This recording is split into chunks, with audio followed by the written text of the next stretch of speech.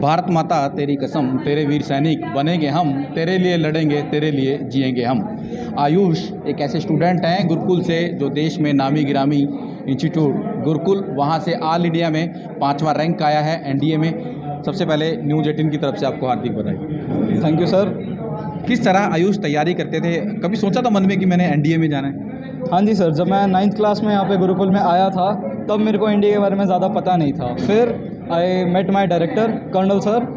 तब जब मैं उनसे मिला मैं काफ़ी प्रभावित हुआ। उनकी जो पर्सनालिटी है, उनका जो वे ऑफ टॉकिंग है वो बहुत बेहतरीन था एंड उसने मेरे को बहुत ज़्यादा प्रभावित किया इंडिया ज्वाइन करने के लिए। एंड रिगार्डिंग माई प्रिपरेशन मैं ये कहना चाहूँगा कि मेरे स्कूल ने काफ़ी चीज़ें अच्छे से डिज़ाइन कर रखी हैं, जैसे हमारी written preparation as well as हमारी एसएसबी की प्रिपरेशन, जिसकी वजह से मैं आज यहाँ पे पहुँचा हूँ। तो वो कहावत सही है, खेलेंगे कूदेंगे बनेंगे नवाब, हैं पढ़ेंगे लिखेंगे तो होंगे खराब? नो सर, आई बिलीव खेलना और पढ़ना दोनों इक्वल है। मैंने कभी ना अपने स्पोर्ट्स को हार्म होने दिया, ना मैंने कभी अपने एकेडमिक्स को हार्म होने दिया। मेरे स्कूल की खासियत यही है, हमारा एक प्रॉपर डिसिप्लिन वाला टाइम टेबल बना हुआ है, रूटीन है हमारा एक पूरा, जिसमें कि हम लोग खेलने को भी टाइम देते हैं और पढ़ाई को भी टाइम देते हैं। दोनों में से कोई भी चीज़ को हम लोग कम नहीं होने देते। तो आयुष, परिवार में की बात की जाए, आपके परिवार के लोग क्या करते हैं? सर, मेरे पापा गवर्नमेंट एम्प्लॉय हैं, वो ईपीएफओ में एम्प्लॉयज़ प्रोविडेंट फंड ऑर्गेनाइजेशन में असिस्टेंट कमिश्नर है इस समय पे। एंड मेरी मम्मी, उनका एक खुद का बुटीक है। मेरी 2 बड़ी बहनें हैं, एक डॉक्टर है इस समय पे एंड दूसरी अभी बीकॉम कर रही है। परिवार में कोई सेना में?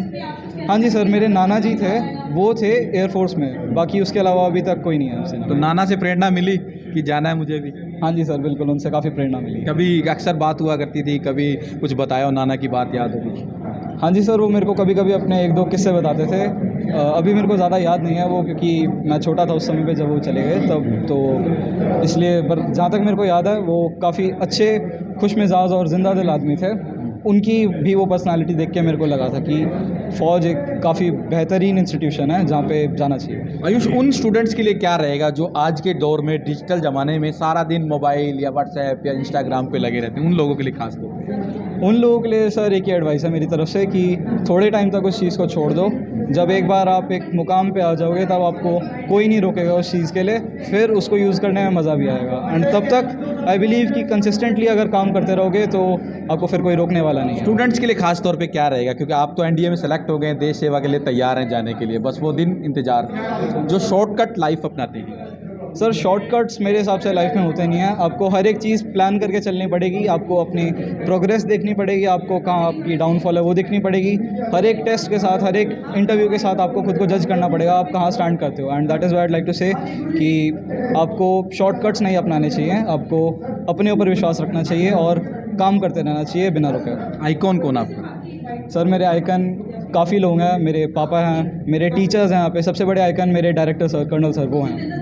ये थे आयुष, जिन्होंने ऑल इंडिया में 5वीं रैंक एनडीए में हासिल किया है और कह रहे हैं मेरे आइकॉन मेरे माँ बाप हैं, मेरे टीचर हैं और मेरे नाना हैं, जिनसे मैं प्रभावित होकर एनडीए में सेलेक्ट हुआ हूँ और अब तैयार हैं देश सेवा के लिए।